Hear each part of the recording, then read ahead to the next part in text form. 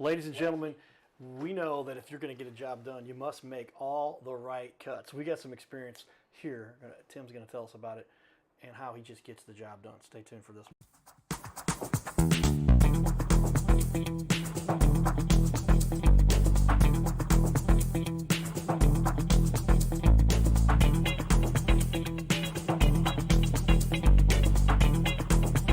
All right.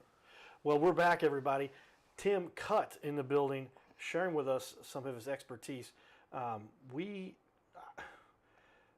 just having a good conversation here when it comes down to how you get jobs done, the work that has to be done, things that get left undone that you have to go back and make good on, or the things that people that you were just showing. We were looking at some of his work, and one of the pictures, the guy says, "Hey man, you got material left over here. Get yourself a little porch. Just add that on, a little extra work you did for him." Right. But throw it in there, get that done, and now he's got a porch. Yeah, it makes the whole building look nicer. It's got the door and everything. Why wouldn't you have a got the pad out there already. All done. The little porch for him. But with that, we're going to talk to you guys a little bit more about what it is that an expert does. So it's Cutt's Construction Service, everybody, for the cutting edge. Your daughter came up with that years ago. Yep. And stuck with you. You've been doing this for 28, almost 29, coming up on 30 years experience, 26, 27 years in business. Yeah, it's crazy. And time flies when you're having fun, they say. All right, well then. Been having a lot of fun then. Tell me a little bit more about the mistake people make, and I want you to emphasize that because you were talking about it. People, a lot of times, they get a bid, they jump on it, and then they run. And then you're coming back later and fixing those because they're me or somebody else, right?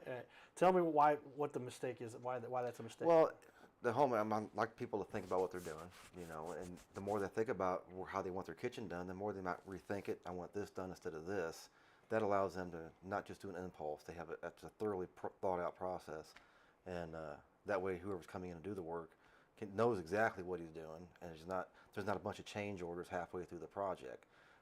You get in there and I don't want this bar this big, I want it this big, or I want it this deep. Well, you've already got the stuff ordered. You can't take that stuff back. So just make really sure you know what you want before you actually commit to anything. And that's not done on a one and done type thing. You want to have somebody that will spend a little time making sure these things are done. People are spending, what's the average person spending with you? I guess your jobs are anywhere from $500 to $1,000 up to $1,500. I mean, when you're building a house, you're doing $300,000 houses, I guess. No, we general the house out. Okay. So when we go in for a home, I'll give them a price on the entire project. They pay that price. It's not like I build like a spec home or something. I'm not building those kind of homes. So I'll give them a price on the foundation, the framing, the sheetrock, heating, cooling. I'll get all the mechanical. I'll get all that prices together, and then that's what they pay me. And I'll do most of the work, but some of the stuff I general out for them, like the mechanicals and things like that. Okay. That's the best way to do it, because if you buy something, if you buy a spec home from a general contractor, you're gonna spend over $100,000, probably more than you probably need to. Yeah, well, where is most of that margin coming from? Is that just overall they're just overall market value? They're saying this house will be worth this much. You can build it. Well, I don't know around here, but back home you can build a $200,000 house for $100,000. Really? Yeah. So there's a big markup in the market values. Okay, so they're saying they're basing this on what they think it will be worth when it's done, and you're just saying, well, here's what the materials. Here's what it costs to build it, and that's what I build it for. Okay. And so people can save about. Now, is that how far you said California, Missouri, which is about 2 hours away. 2 hours away, and you can get over Kansas City pretty quick, down to St. Louis pretty quick, and Springfield, 2 hour Lake drive, of the Ozarks. How far are you from the actual Lake of the Ozarks? 20 minutes. Oh, 20 minutes from the Lake of the Ozarks. Just right up the road. Okay. Yeah, do you build a lot of lake houses for people too? Most of what we do is around the lake. But yeah, we built a lot of houses down there. Okay. A lot of smaller homes. Right. A lot of people are doing like the Shouses, the barn dominiums. Those are real popular in that area. It's you have a 30 by 40 shop, and on the back of that you have your living quarters. Okay. And some of those turn out beautiful. I've got some on my Facebook page and my website that's turned out nice. Okay. We're going to look at those pictures he's got out there too. But what's the average square footage of a house that you do for people? Around 2,000. Okay, well that's still pretty good size, yeah. It's not including any kind of garages, nothing like that, but it's around 2,000 square feet.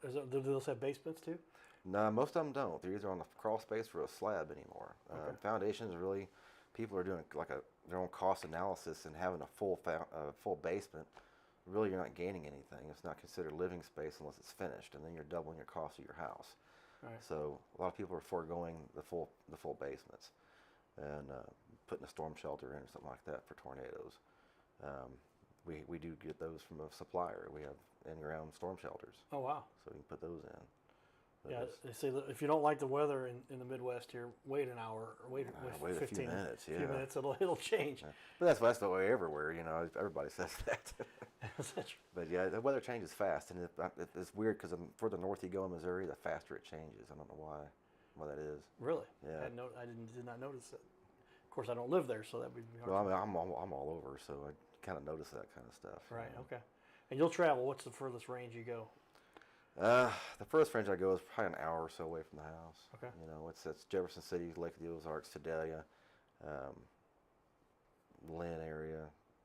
That's just the whole surrounding area, Jefferson City, east of Jefferson City, about Okay. half an hour or so, around that area. And does Missouri have some of the best cost per living? I mean, is it because you start talking about these houses that are 1,500 square foot in Missouri, but they're in California, 1,500 square foot houses, three quarters of a million. No. Here in Missouri, though, you're getting those houses for It 150, depends on 200. it depends on where you're living at. You know, you Yeah. got your big city, your metropolis areas, Columbia, Springfield, Kansas City, St. Louis. Around where we're building at, Lake of the Ozarks, Jefferson City, California, Tipton area, a $200,000 house might sell for 3.5 up here. Yeah. So it's a big difference in cost. Okay. And it's just supply and demand. You know, Right. there's a demand up here in the cities for new homes, and they're just not being built. There's a huge rental market up here, I know, and a lot Yeah. of people are ready to move out and get their own place, but there's nothing available. The inventory I've been hearing is pretty low. Yeah, it's a little bit difficult to find a place to live in St. Louis at times, depending on what you're willing to live in. And so that's where I guess that you're saying the cost of construction is going up. My mom and I were talking, we've got this property in Fayette, Missouri. My dad grew up there. And we were looking at it, and she goes, the houses there are not very expensive, are they, Carter? Right. And I started looking them up.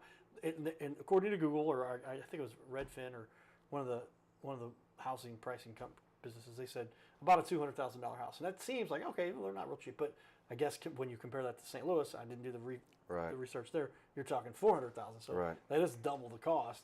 And so what you're Well, saying, depending on where you're living at, it's cheaper to build than buy, depending on where you're at in Missouri. and you're saying build from scratch versus Build buying from buying an something that's existing. already been Plus, built. you got your new place. You know, you're not living somebody else's lived-in area. You know, Yeah, hopefully they clean that out pretty nicely. But if they right? you find some cigarette butt or two, A cigarette burn in the carpet. Yeah. right, from that's where people say, "What new carpet, new painting all around the house," and you're talking 15 grand just off the top to do that. Right. Those are costs you can save. And then, but your specialty, I mean, you talked about it. You do kitchens, baths, and then full blown houses. Right. Well, if you had to break it down as percentage of which you do most of, what would you say you do the most? Full of? blown houses. Really. Yeah. A full blown construction, and because you got the contractors to do the work, you can got everybody. We from are the found- contractor. Yeah, but you are Yeah. the general contractor. But Right. you've got, I'm sorry, the subs, I guess they call it. Subcontractors. Yes. Subcontractors to go in, and you'll bring in the concrete for the. Well, on smaller jobs, you know, we'll pour a footing. You know, Okay. we'll pour a little wall or something like that. But we have Nothing on foundation, but right. yeah. And we have our heating and cooling guys, plumbers and electricians come in there, and after we get done with our job, then we have our sheetrockers come in there, and then we finish it. You know, we start it and we finish it. So, and the finishing is the best part, because that's when everything starts coming together. The homeowners get to pick out their cabinet colors, their flooring, their wall colors. That's the fun part there for me. Okay. But Just seeing it all come together. Is this a career path that a lot of people you would recommend? Is get I into would construction? recommend it Yeah, why do you And- recommend it? because it's fun, and Okay. you don't need to go to college for it. Right. You can start making money tomorrow. You know, the construction industry now, you're just starting out, you're looking at $20 an hour, $25 an hour, not knowing anything. You know, so you can go to college and learn how to do stuff, That'd and you be- show up on the wrong job site, you might get kicked off for having that degree. You know, but Right. And you're the best way is hands-on. That's the best way to learn, is to get in there and do it. Well, I've looked at my nieces in college now. We started pricing things out. And I'm going, back when I went to college, you were $18,000, $20,000 a year. Now they're $35,000, $40,000, $50,000 a year. Right. This isn't Harvard we're It's talking. insane. But that's a big lump to start in. You're already that much in the hole versus the guys. Well, a who lot of those college degrees, they'll be replaced with AI in the next several years. So, I mean, a robot really can't replace a contractor. There's going to be a lot of physical work that still has to be A lot done. of Where physical somebody's work. have to put their Yeah. hands on something to get it done. Right. That's true.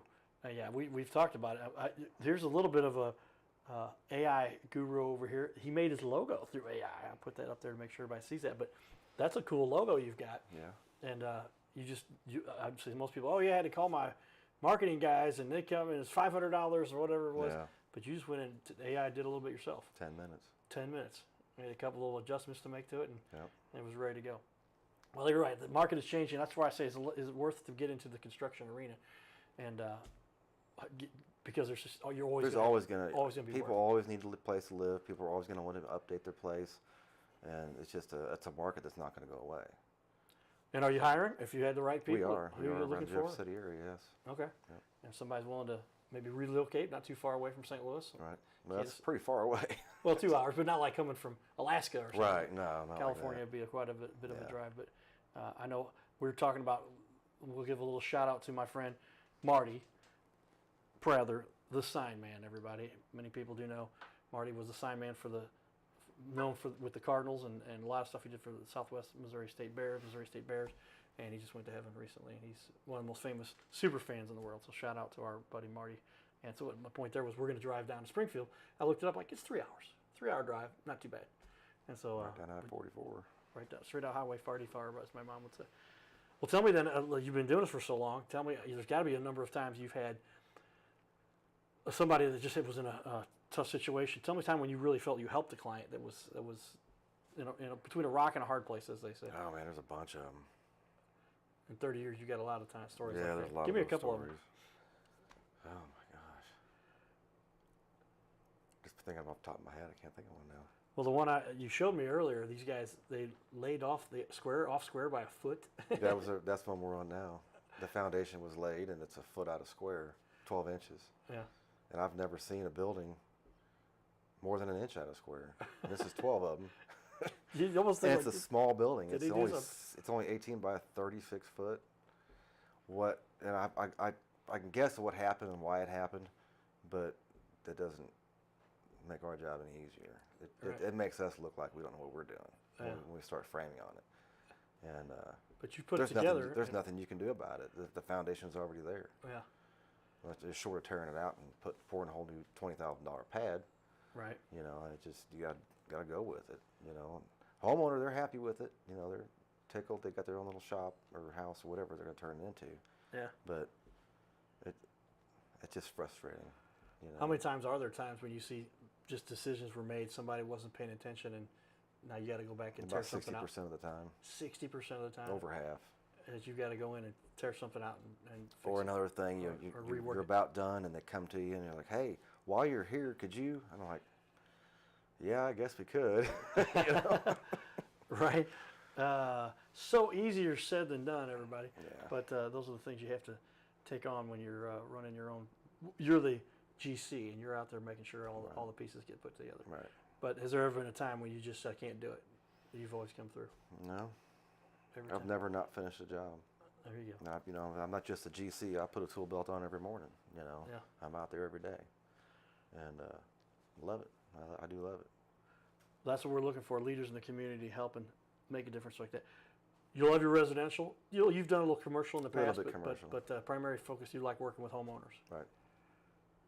That's just where your bread and butter's at. You enjoy that. It's bread and butter, and it's just the contact, the connections you make with these people. It's just, you know, every client's different.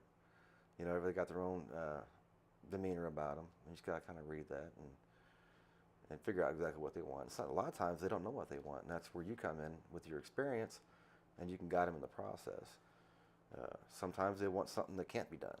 You know, I want to move this wall out and build a shower, and that's a load-bearing wall, and they didn't know it, and you can't give them what they want. So there's sometimes it's a little defeating, but for the most part, it's pretty rewarding. Well, that's again, we're looking for the experts that are ones who get it done, and so you've done a great job of doing that.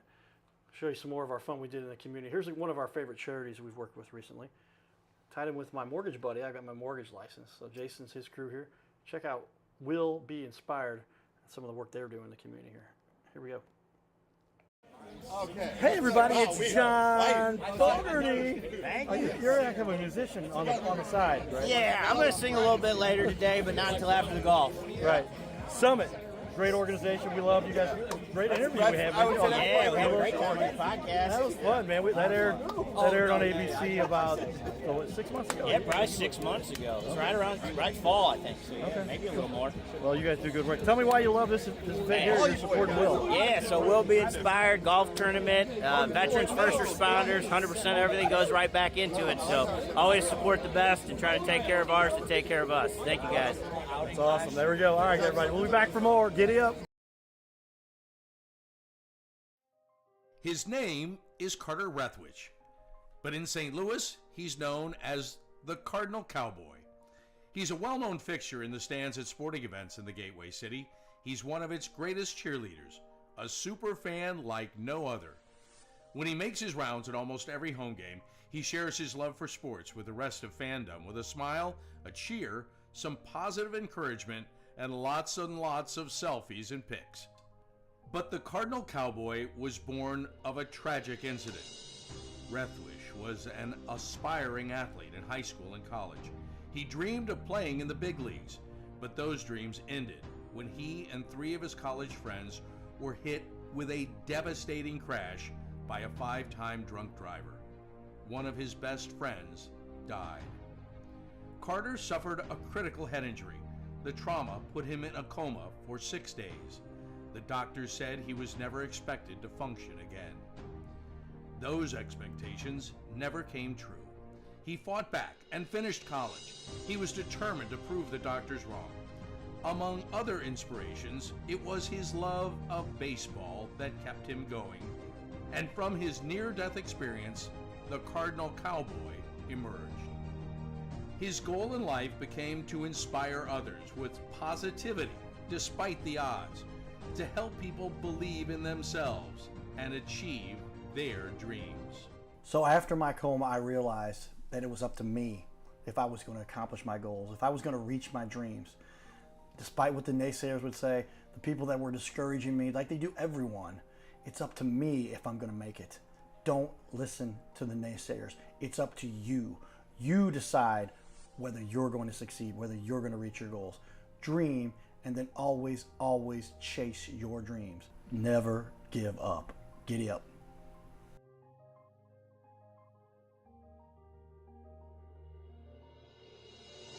Hey everybody, Cardinal Cowboy here. I want to invite all of you to be part of my new team. No, you don't have to put on a baseball uniform and be a super fan. Now, it would be a good idea to cheer for the Cardinals, the greatest team in the history of the National League. But I'm talking about the Gold Cowboy team. You know, I love to help people follow their dreams and reach their goals in business and in life. So that's one of the reasons why I'm telling you about my friends at My Metal Pro.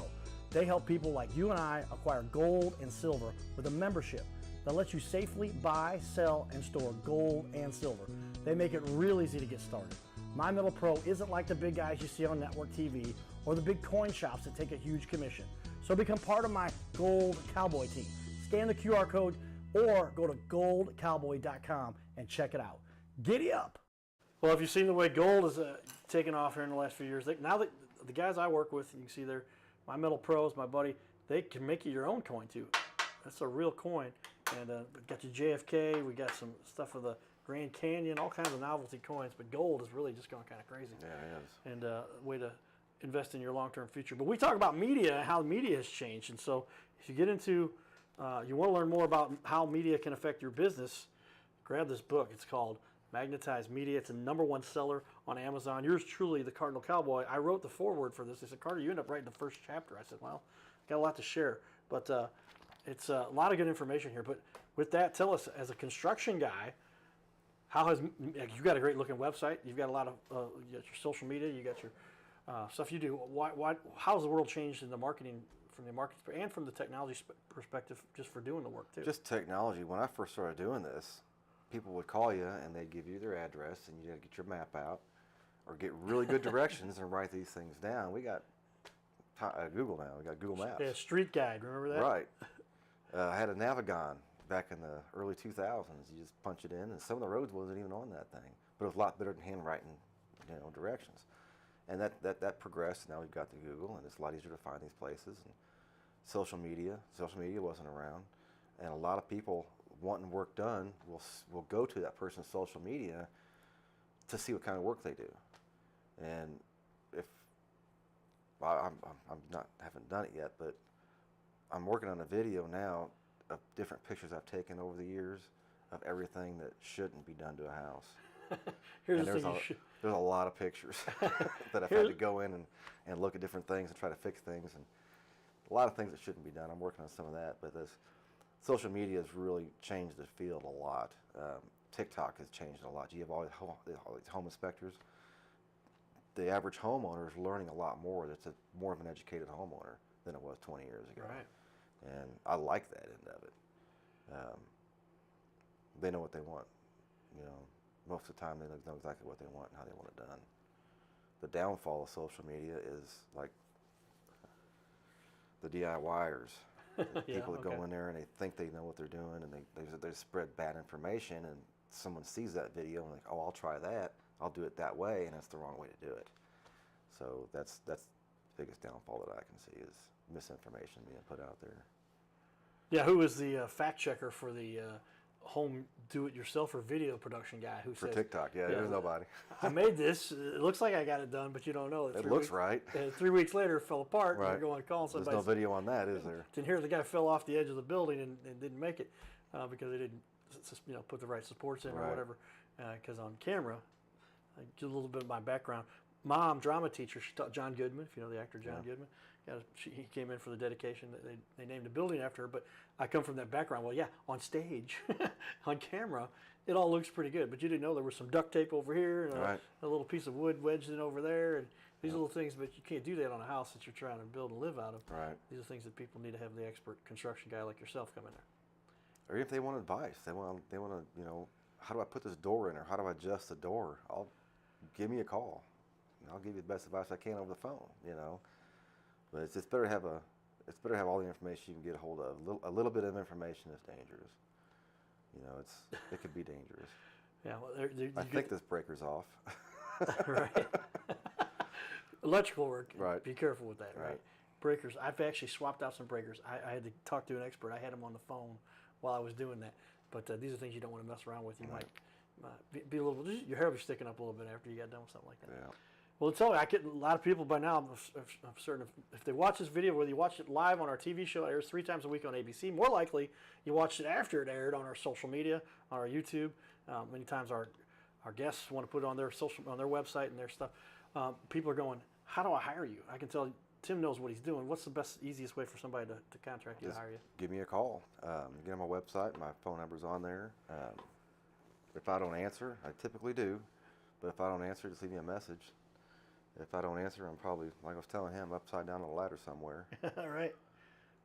You got everything pretty easy. I'm putting the website up here for everybody to see, but here's the information, hours. There's a contact form, yes. Fill out the quick contact form. That phone number goes directly to you. Correct. And easy to get a hold of. And if they're willing to wait for a phone call back, you'll get them and schedule, and then you go on site to go visit people at their location. Then, and Yes, what's I the do. process? They're giving a bid. Well, we'll discuss what they want to do, how involved they want to get in the project, and if they want to do any of the work themselves.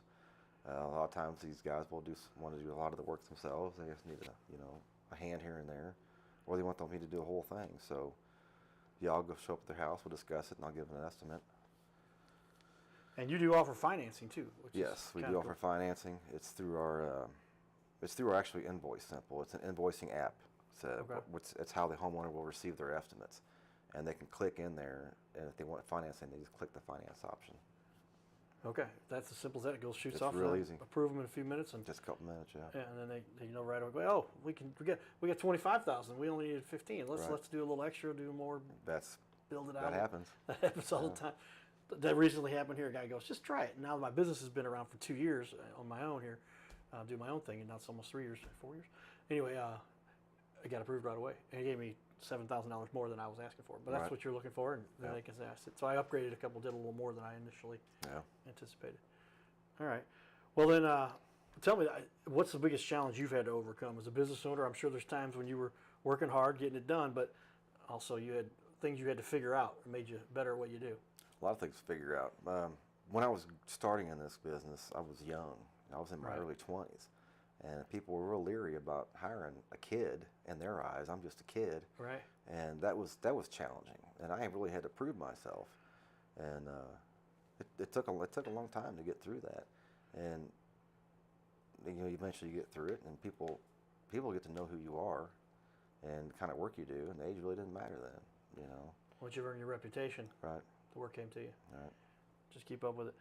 The young kids come out and then they start putting up these flashy websites. Let's sit down and have a discussion here where we can talk a bit about it and have an expert tell us why these things work the way they do, rather than just quick bang. Text, email, Facebook, Snap. No, let's have a discussion. Sit down. You meet with people. Yeah, I sit down and talk to them. Yeah, And it's there's a lot. There's a lot to be said for social media and all these apps and everything out there, but photos can be doctored. I don't doctor none of my photos. We know But, that. Yeah. And I've been around for a long time, and some of these guys that do this, they may be around for the next 30 years, and we don't know. But a lot of them aren't, and a lot of them, some people call them fly by night or chucking the truck. Chucking a truck, yeah. Yeah, but time will tell if they stick around, and their work will determine whether they stick around or not. Because whether it's good or bad, it's all advertising. The bad advertising will run you out of business. So just. Yeah, and they talk about chucking the truck. How long is the warranty usually good for those guys? And they say it's the tail light warranty. Have you heard Well, when the check clears, that's usually the end of the warranty. the check clears, they're gone. Right. Yeah. Your Good luck warranty's- getting them back to fix anything. That's where you have. Thankfully, those guys are few and far between.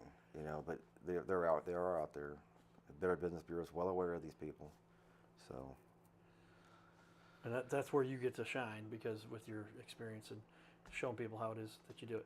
Well, tell me then, what's the biggest check question? What's the biggest objection people? Is it always price, or what are people most often asking questions about before they decide to get some work It's done? usually price. That's the biggest objection. Sometimes I can work with them on that. Like I was telling you earlier, some homeowners, they'll choose to do some of the work themselves. That'll help drop the price. Okay. You painting your own bathroom. If I do your bathroom remodel and you want to paint your bathroom, I'll take some money off. It's something I don't have to do, and it saves me time. Right. And time is money. So if they want to do part of the project, I'm more than happy to let them do it.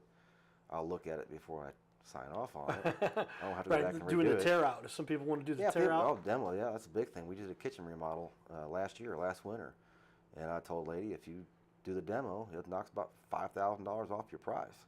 Wow. I went in there and everything was yanked out, perfect for us. Nice. Cleaned up, saved a bunch of money. Her and her son ripped all that out of there. Some people can do the demo without. The demo is easy. As long as you don't get no wiring or plumbing, you'll be fine. Watch out for the wires. Right? You don't cross those wires. You don't want to Right. break any pipes that might be feeding some water in. Right. Those are the two: water and electricity. Stay away from those. They don't mix. Otherwise, those be good. Well, again, we appreciate Tim taking the time, driving in here from about 2 hours away, was it? 2.5 hours to sit down with us, share with us a little bit of his knowledge, because, again, getting experts to share some of their trade secrets, their background, what it'll do to make this world a better place, that's what we're looking for. But check them out, Cutt's Construction Services, for the cutting edge, cuttsconstructionservices.com, 573-353-5880. Stay tuned for more. This is the Your Little Castle Show.